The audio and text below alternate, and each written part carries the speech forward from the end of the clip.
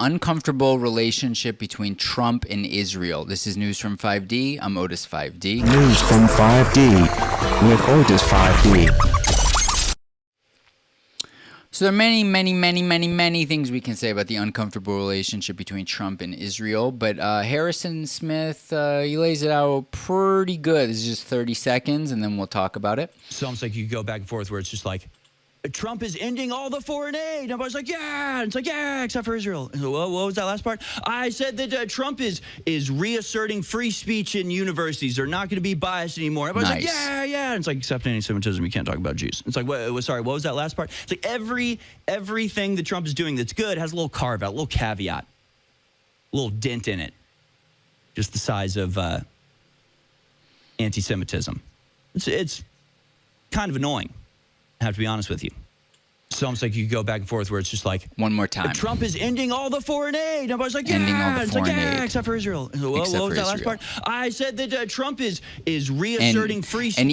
And Egypt, who we pay money to have good relationships with Israel. So we also give money to Egypt, but it's because of Israel, just to be clear. Speech in universities are not going to be biased anymore. Everybody's like, yeah. And it's like, except anti-Semitism, you can't talk about Jews. It's like, what was that last part? It's like Right. No wokeness, the Academy of Free Speech, except anti-Semitism. You talk bad about Jews and you're a foreign student, you get deported. No questions asked. Everything that Trump is doing that's good has a little carve out, a little caveat, a little dent in it. The size of Mary Matelson. Anti-Semitism. It's kind of annoying. Kind of have to be honest with you. Have to be honest with you. So I want to add another one, which is really important to me. You can make a very strong case that the only reason that Donald Trump is the president right now is because the broligarchs, some people are calling it, the tech right, the Silicon Valley elite, I like to call it the tech right personally, shifted from the Democrats where they had more or less permanently been directed toward Trump. And the number one person that signaled this shift was Bill Ackman. And Bill Ackman is a very rich Jewish guy who was shocked to discover the rampant anti-Semitism that was going on in campus protests all over the United States, especially in the Ivy League at Columbia, I think also NYU, Harvard, probably Princeton and Yale, etc. UPenn, I think, as my friends who went to UPenn, my Jewish friends who went to UPenn call it JewPenn. And then he was like, this is a bridge too far, and he decided to support Donald Trump. And then a lot of other Jewish Silicon Valley people, like Mark Pincus, who was like a hardcore liberal, also became Trump supporters. And then the kind of like tech podcasting world, the kind of moment of Zen guys, Eric Torenberg, who is a Jewish guy, and runs a pretty, his influence, the influence of his podcast sphere, I think, is greater than its size.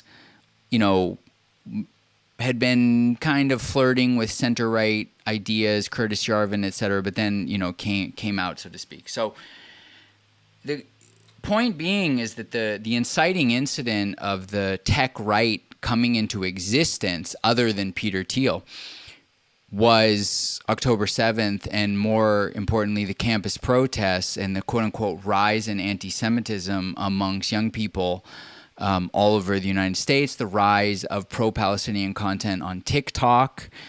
You can make a strong case that the TikTok ban, this is certainly what I believe, was about suppressing pro-Palestinian content that was way more popular than pro-Israel content, and certainly Free Palestine is a banned hashtag on TikTok now that TikTok has been re-allowed in the United States. And so, the point really is just that you can go down the line. And he certainly didn't cover the meeting with Netanyahu that just happened at the time of this recording, where they talked about just permanently moving everyone out of Gaza because there's nothing left anyway. Well, why is there nothing left? And, isn't that the definition of ethnic cleansing? And again, the point really is just that, like, this is almost the last thing that if you talk about it, there is still a stigma. You can now very openly talk about men, trans women, men competing in women's sports. That's like way out in the open. You can talk a lot about Black Lives Matter and, you know, whether that was like a good thing. COVID, you can talk about, more or less. Point being that like all the LGBT movement, rainbow flags, all this stuff you can talk about openly. And but there's this huge thing where there's like a huge war going on, and there is a huge anti-war movement, especially amongst young people, that is seemingly being actively suppressed to the point where people like Bill Ackman were like this Jewish billionaire group chat leaked around that time where all of these Jewish billionaires were talking about ways to like not hire anyone who was involved in those protests, right? And certainly it's their right to do that. I think that's the law, and that really isn't the point. The point is that like all of this collusion and like what is actually going on here, and why are we ending foreign aid to everyone except Israel and the other country that borders Israel that we give money to maintain decent relationships with Israel? And why is free speech so great and so good, except for the rise of anti-Semitism, and Snoop Dogg and Tom Brady are starring in a new commercial about don't do anti-Semitism that seems like it's straight out of like the 2020 woke era, but you just replaced like black people with Jewish people. And like, what's the deal with that?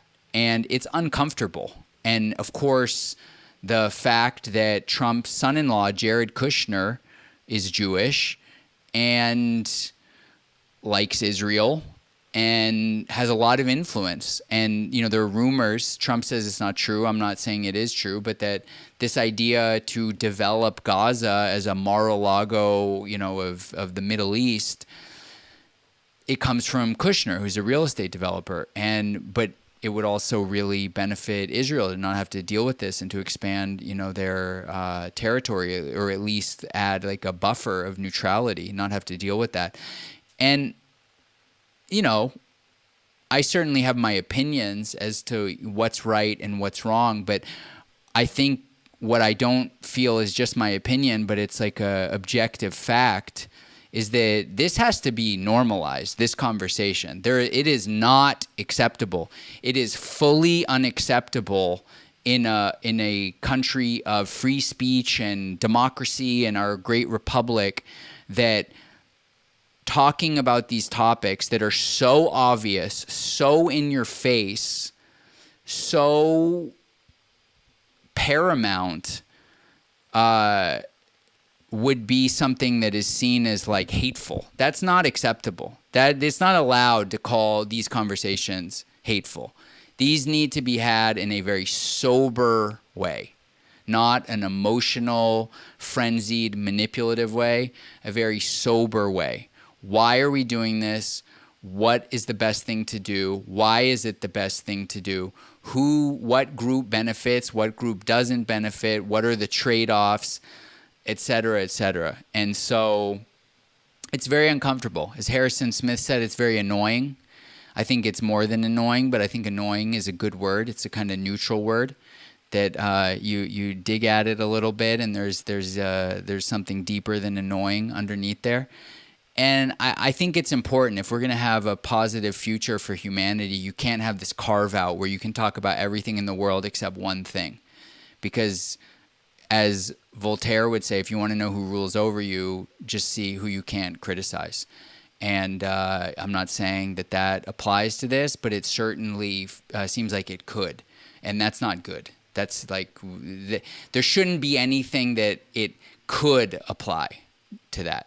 Like nothing you should be able to criticize anything and everything. And then we can have a positive and beneficial future for humanity, which is what I personally care about. So like, share, comment, subscribe, all that stuff. Come to my website, check out what I got going on, and go fuck yourself. Peace. Otis5D.xyz. Go fuck yourself.